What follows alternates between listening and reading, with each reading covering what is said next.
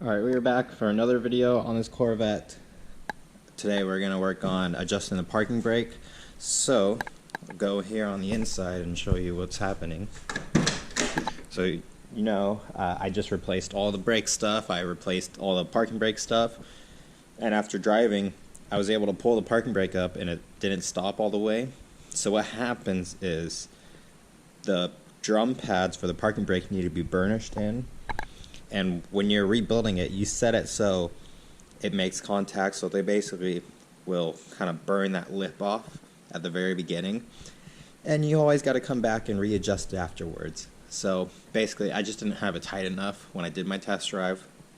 So we're going to tighten it up now, and it should honestly be set to be properly burnished in once I can actually take this on a pretty good test drive. Alright, got the car up in the air, at least the rear. Got the parking brake set, and you'll be able to see I can still move it. You can hear it dragging, so let me pull the parking brake down. And now when I move it, it's easier. Hear a little drag, which is normal for this style of brakes, but yeah. So we just need to tighten that up. We'll go under the car, show you how to do that. Under the car you see my new parking brake lines, and right here we have, this is the adjuster, it's called the equalizer, and the two equalizer nuts with the spring. So what we're going to do is just loosen these nuts, and we're going to bring this forward towards the front of the car to tighten up and reduce the slack, because as you can see, there's quite a bit of slack. Alright, it's a 13, or if you want to use metric, not metric, SAE. It's nice with new hardware because it actually turns. So there's not really like a number of turns you can really go off of by, it's all just by feel. So we're just going to go quite a bit, and then we can always back it off later.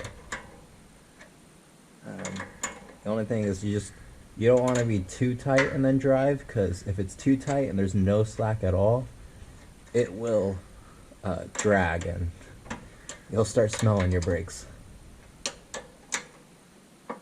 Pulled the parking brake up, and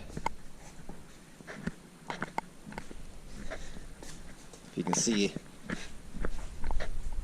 barely able to move it, and if I can move it, it's definitely going to move under the weight of itself. So I'm going to tighten it up just a few more turns, and then that should be good. Alright, several attempts later, I ended up taking the wheels off and flipping the star adjusters for the drum brake shoes, just to space them out more so it had more grip. Because I was finding that if I was tightening the nut and the cable down there so tight, it was starting to drag when it shouldn't have.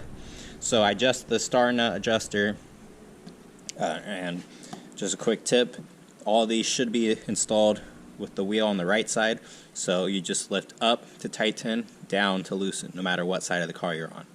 But I did that. Now I got the parking brake set all the way, and that is not budging one bit. Now, that is, I think I counted about 11 clicks up.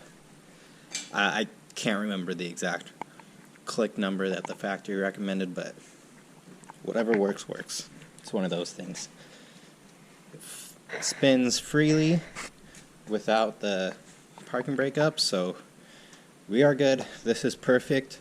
This will allow me to burnish it in, and it should even hold afterwards, so I can stay parked and put the parking brake up and not roll down a hill.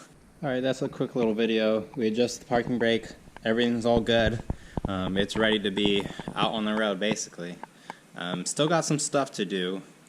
And before I end this video, I wanted to pose this question. The glass on the T-top, the seal, it has the weather stripping, and then it has where the glass on the T-top is glued to like the frame of the T-top. Is that possible to remove without removing the weather stripping. Either way, I'll find out eventually, because I gotta replace that because it's starting to peel off of the frame, and I definitely don't want the glass top falling off while I'm driving. So I'll figure that out. Yeah, thank you for watching, and I'll see you in the next one.